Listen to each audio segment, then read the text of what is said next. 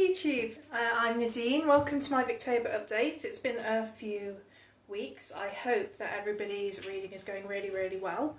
Mine's going a little bit slower than I was hoping for, but I have got through a few things and I'm really enjoying what I'm reading, so that is the main thing rather than the pace.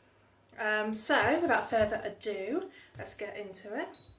The first thing that I completed was The Importance of Being Earnest by Oscar Wilde.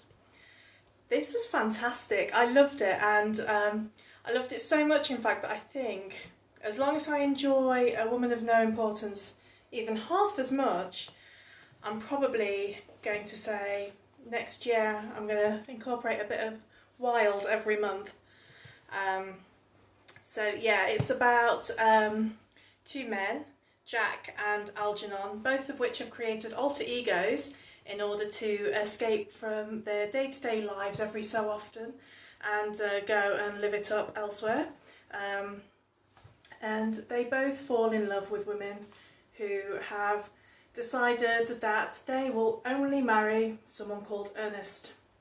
And, lots of complications ensue because of that. It was relentlessly witty. There were so many times reading this that I wanted to get my highlighter out and try and incorporate all these lines in my day-to-day life. It was brilliant. I have started A Woman of No Importance, but I'm only halfway through the first act at the moment, so I can't really say too much about it. So I'll let you know what I think of it the next time. The next book I finished was The War of the Worlds by H.G. Wells. This wasn't on my definite list for my Victober TBR, I don't think.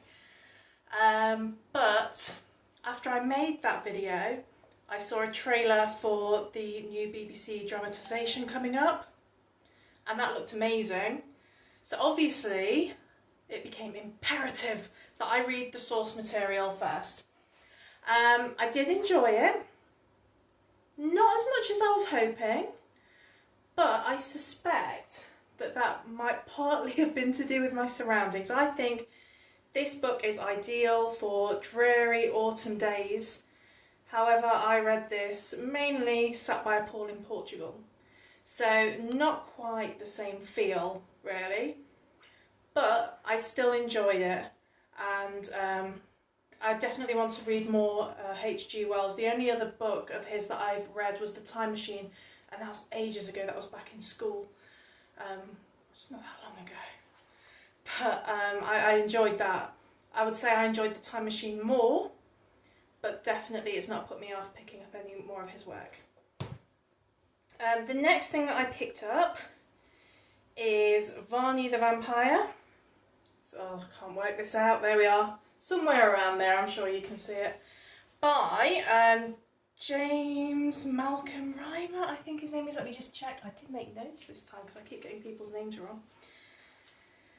This, I knew it was big. When I first downloaded it, I did read that it was 220 chapters, so I knew it was big. I was expecting the chapters to be a lot quicker. This is not going to get finished this month. I'm only about 6% in. It is huge. I did read earlier today that if it was printed in like a normal paperback format that we use today, it would be around 2,200 pages. So yeah, this might take me a while. It is good fun. It gets straight into the action. So far, in my few percent in, it's following a family that's fallen on hard times. Obviously they were very well to do at some point, but now they are struggling. The sister gets attacked right at the beginning of the book by a vampire in her bedroom, and her brothers, a house guest and the local doctor decide to investigate the matter further.